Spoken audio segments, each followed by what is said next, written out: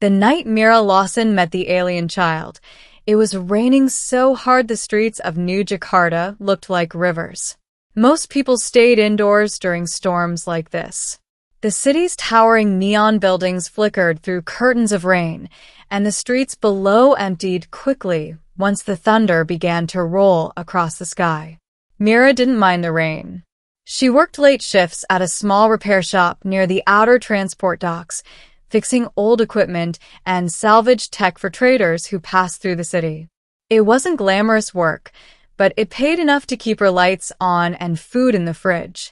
And on quiet nights like this, the streets were peaceful.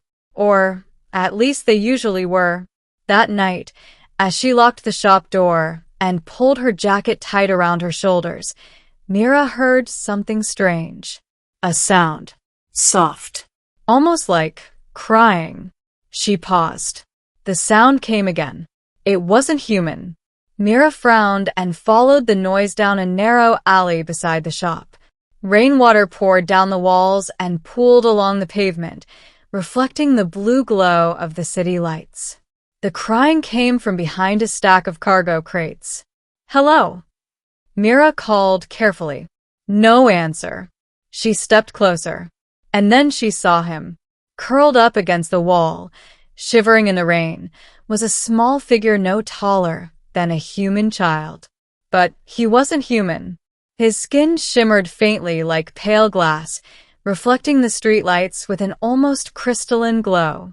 His large eyes were silver and wide with fear, and thin lines of glowing blue ran along his arms like delicate veins of light. The boy looked up at her. For a moment, neither of them moved. Then he spoke in a soft, trembling voice. "Please don't hurt me."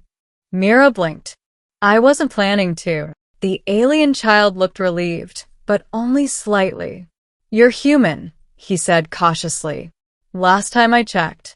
His gaze darted around nervously. "They're looking for me." "Who is?"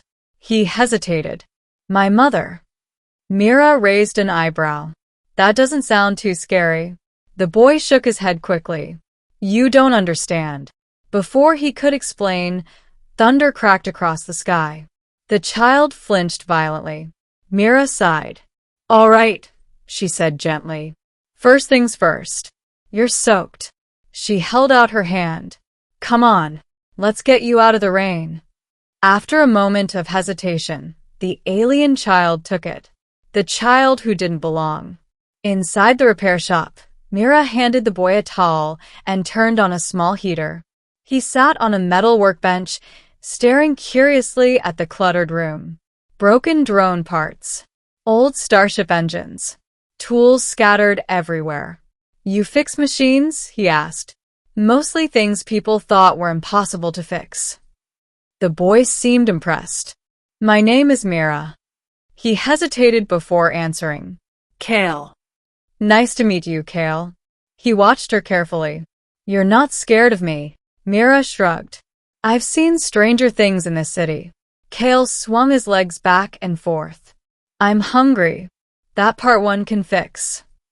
Mira pulled a packet of ration noodles from a cabinet and heated them quickly. Kale ate like someone who hadn't had a proper meal in days. Between bites, he kept glancing nervously toward the door. "Still worried about your mom?" Mira asked. Kale's expression changed. "Yes." "Why?" He swallowed slowly. "Because she's very important. Everyone's mom is important." Kale shook his head. "No, you don't understand." Mira leaned against the workbench. "Try me." Kale took a deep breath. "My mother is the queen." Mira blinked. "Of what?" "The Thallery Empire." She stared at him. "That sounds big." "It is." Mira rubbed her forehead. "Let me guess. You ran away." Kale nodded. "Why?" He looked down at his glowing hands. "Because I wanted to see Earth." Mira couldn't help laughing. "You ran away from an alien empire just to visit my planet?" Kale nodded again. "I heard humans are kind." Mira smiled. "Some of us are." He finished his noodles and looked a little less frightened. But the way he kept glancing toward the door made Mira uneasy. Something about this situation felt bigger than she realized. Much bigger. The knives. The next morning, Mira took Kale to the market district. He insisted he needed something important. What exactly are we looking for? Mira asked. Kale pointed toward a weapon stall. Knives. Knives. Yes. The stall owner raised an eyebrow as the strange pair approached. Mira sighed. Please tell me why a kid needs knives. Kale looked serious. Because where I come from, warriors carry blades. You're not a warrior. You're not a warrior. I might need to be. Mira studied his face. There was something strange about his calm determination. Finally, she gave in. Fine. But only small ones. Kale carefully chose 5 knives, each with a different shape. The merchant wrapped them in cloth. Mira paid reluctantly. Happy now? She asked. Kale nodded. Yes. Good. Because if your queen mother shows up asking questions, I'm blaming you. Kale didn't laugh. Instead, he looked up at the sky. They will come soon. The night visitors. That night, Mira woke to a sound she'd never heard before. A deep hum vibrating through the walls. Her window glowed with pale blue light. She sat up slowly. What the? Outside, a massive alien ship hovered above the city. Its surface shimmered like living crystal. And surrounding her building, armored soldiers stood in the street. Tall. Silent. Not human. Myra's heart began pounding. She rushed to the other room. Kale was already awake, sitting on the bed. They found me, he whispered. Before Mira could speak, the door exploded open. 6 alien guards stormed inside. Their weapons glowed with dangerous energy. And behind them, a tall woman stepped into the room. Her presence filled the space instantly. Her silver armor gleamed in the dim light, and her glowing eyes were identical to Kale's. She looked at the child. Prince Kale. Kale slid off the bed. Mother. The queen's gaze slowly shifted toward Mira. The room felt suddenly very small. You are the human who sheltered my son. Mira swallowed. Yeah, that's me. The queen's eyes moved to the bundle of knives on the table. You armed him. Mira quickly raised her hands. Technically, he picked them out. Silence filled the room. Then the queen asked something unexpected. Why did you help him? Mira blinked. He was cold, hungry, and lost. That is not your responsibility. Maybe not, Mira said. But it was the right thing to do. The queen studied her carefully.